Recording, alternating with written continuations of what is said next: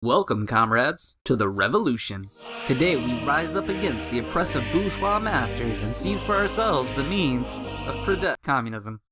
This video is about communism, and why I just can't communism.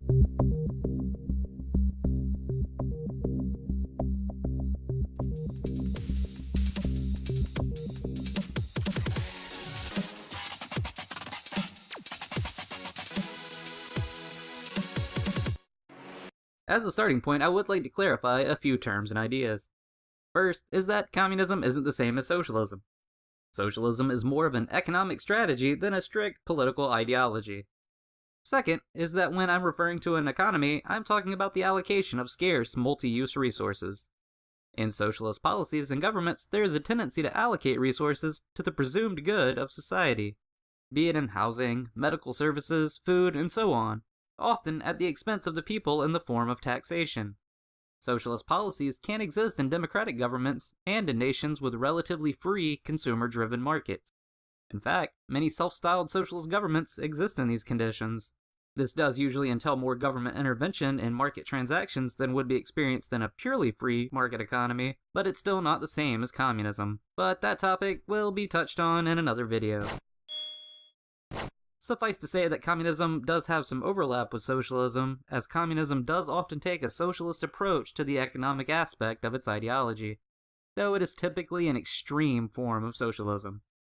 It should also be said that communism goes well beyond dictating the economics of the people that adhere to it, and that contrary to what many think, the Marxist version of communism has never successfully been implemented in any nation. Historically, what we've seen are only bastardized socialist governments with a one-party authoritarian regime simply calling itself communist. Now that we've stated what it's not, what the hell is communism? Well, at the heart of it, it's a worldview based in large part on the works of Karl Marx and Friedrich Engels. In the various works they collaborated on, Marx and Engels outline the idea of a communist society as being one without social or economic classes, a society without the need for currency, and one without the need for a state government. This would be achieved by empowering the labor force, the working class people, to rise up and seize the means of production, the tools, factories, and other properties held by the upper class, or the capitalist class or bourgeois as they are variously known. Ideally, the proletariat, or working class people, hold those properties in common so that the benefits of the labor go to the laborers. In a Marxist-style communist society, there is no such thing as privately owned commercial property, and anyone that can work must work.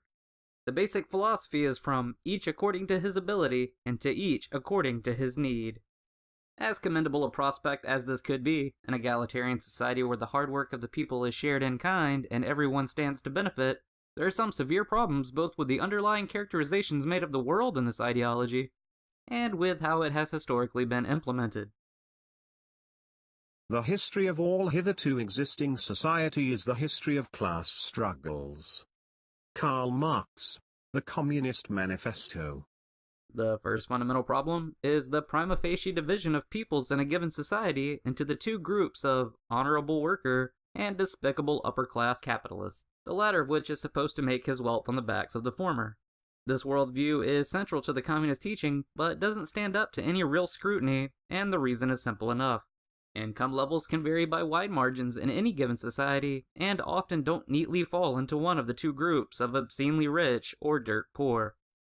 There is in fact a veritable spectrum of income levels.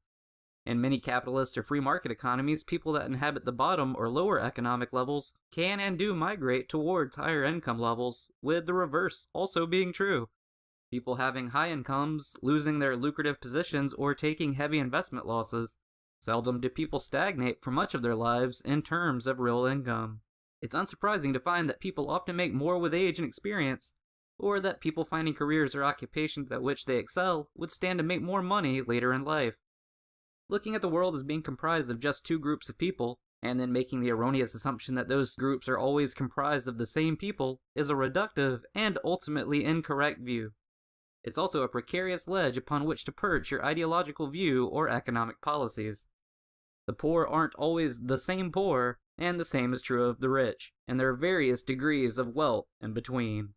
Second, we have the lack of property rights as proposed by the Marxist view.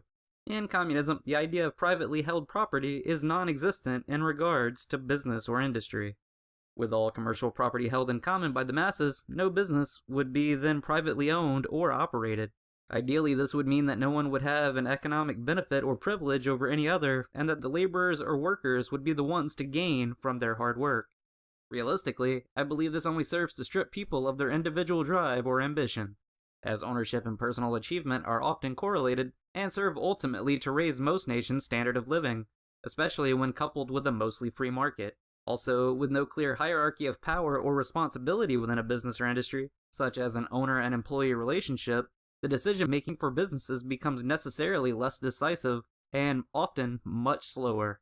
In communist-inspired governments, like the former Soviet Union, this often equated to central planners making decisions affecting almost every aspect of the various industries in the nation. Historically, this hasn't worked out very well, as any given central planner's level of expertise in the matters they were deciding was usually nowhere near that of the people who actually worked in these industries. Another problem with the lack of privately owned business is the lack of competition. If all business is state or public owned, then competing industries will be necessarily limited, and this could negatively affect standards of living, without alternative products and services driving quality up and prices down. This state ownership effectively forgoes supply and demand as a factor for streamlining the allocation of resources. Another thing to consider is how diametrically opposed most communist adherents are to open or free markets, which is probably because these markets were cited by Marx as causal factors for the perceived dichotomy of the lowly workers and successful capitalists. Of course, this either-or characterization of the wealthy and the poor is likely not the case, but it's easy to see how it could be interpreted that way. This kind of thinking is best exemplified in the axiom, the rich get richer and the poor get poorer. This axiom falls apart in a free market, where anyone providing a scarce, multi-use resource to the market can stand to make beneficial transactions that leave them fiscally better off. Resources such as labor, capital, technology, or natural resources. Labor is included in this because for many of us, in the lower economic levels of society, it is the only viable resource we have readily available. We can, in a free market, trade this resource of labor for an agreed upon amount of currency in a mutually beneficial arrangement. This arrangement can then be terminated by either party if it ever becomes non-beneficial to one or the other. We may, as people trading our labor, be forced to compete with others in a similar position, perhaps settling for a slightly lower wage than our competition, or perhaps trying to provide better skills or services than them in order to gain employment, stay employed, or advance within a company. It's the same competitive nature in businesses and industries that generally drives higher standards of living in nations that have these types of open economies. Controlled or planned economies, such as the type often offered up by communist proponents, such as Vladimir Lenin, often have difficulty in allocating resources efficiently and often make choices for the consumer that are normally consumer-made in other types of markets. Choices like how much of a certain type of food should be produced, which in free market economies is shown by the prices reflected in that type of food. If the price is low, then the demand isn't very high, and businesses producing it can and will produce less of it to offset their potential profit loss. This will change if consumers start buying more, as the amount produced will increase, along with the price. Once the market becomes saturated with the product, prices may yet again fall. In a planned economy, this usually doesn't happen, as a particular food may be produced to meet centrally planned quotas. These quotas, once met, will then be given to the consumers who may need more or less of the product than what was planned. Due to the slow and bureaucratic nature of the decision-making involved, this leads to waste in terms of costly, unused surplus or significant shortage, which can be equally catastrophic for an economy. The last point that I want to touch on is the historic implementation of communism, which has never really happened.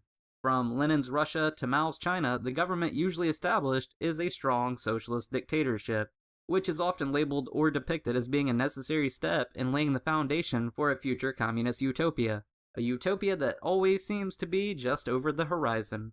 While Marx himself saw the need for revolutions, even violent ones, the use of a strong central government, a non-democratic government, is something I feel he would have been leery of, as it would further remove power from the workers he so cherished. In our history, this has been borne out. The first cause to be abandoned once the new regime is installed is usually the cause of the worker, the resulting society usually having even more pronounced classism than the preceding society, with the working poor making up the majority of the people and the wealthier party officials making the majority of the decisions. not to mention the categorical dehumanization of individuals. But going over the death tolls of these forms of government would be a much longer video. Oh, and obligatory mention of 1984.